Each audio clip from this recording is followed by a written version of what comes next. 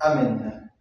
Ô Seigneur, envoie ton esprit qui renouvelle la face de la terre.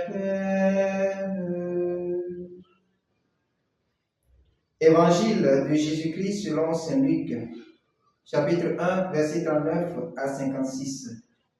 En ces jours-là, Marie se mit en route et se rendit avec empressement vers la région montagneuse, dans une ville de Judée.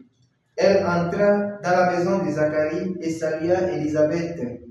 Or, quand Élisabeth entendit la salutation de Marie, l'enfant tressaillit en elle. Alors Élisabeth fut remplie d'Esprit Saint et s'écria d'une voix forte, « Tu es bénie entre toutes les femmes, et le fruit de tes entrailles est béni. D'où m'est-il donné que la mère de mon Seigneur vienne jusqu'à moi?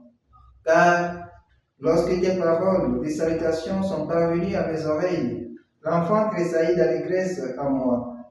Heureuse celle qui a cru à l'accomplissement des paroles qui lui furent dites de la part du Seigneur. » Marie dit alors, « Mon âme exalte le Seigneur, exulte mon esprit en Dieu mon Sauveur. Il s'est penché sur son humble servante. Désormais, tous les âges me diront bienheureuse. Le puissant fit pour moi des merveilles, saint est son nom. Sa miséricorde s'étend d'âge en âge sur ceux qui le craignent. Déployant la force de son bras, il disperse les superbes. Il renverse les puissants de leur trône, il élève les humbles. Il comble bien les affamés, renvoie les riches des mains vides.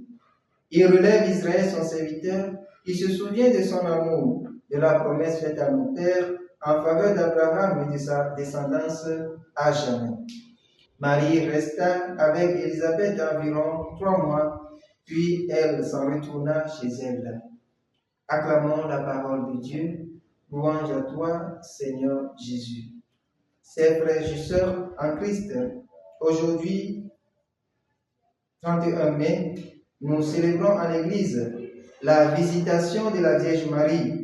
Les textes que l'Église nous propose de méditer mettent au cœur de cette fête la joie dont chaque chrétien doit être porteur pour les frères et sœurs.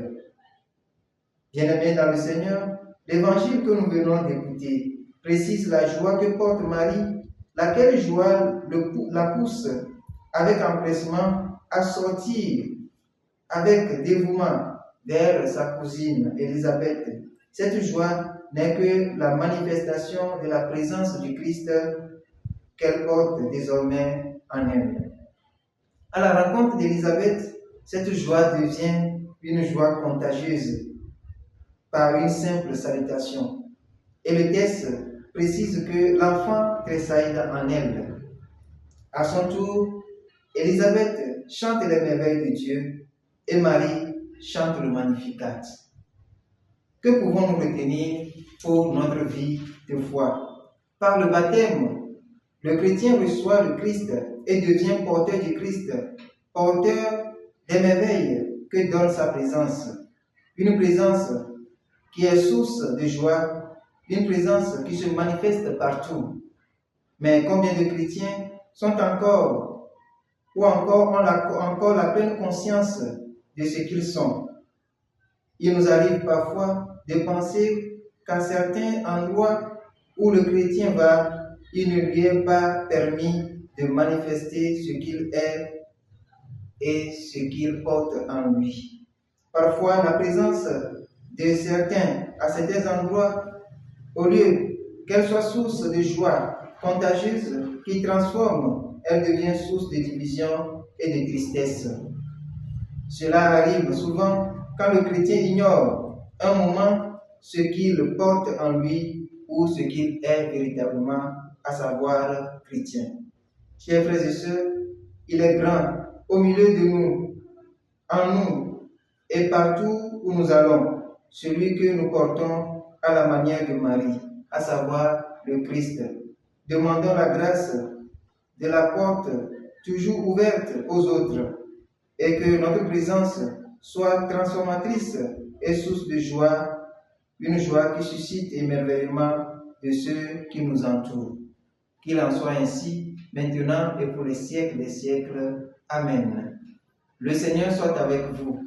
Que Dieu Tout-Puissant vous bénisse, le Père, le Fils et le Saint-Esprit. Amen.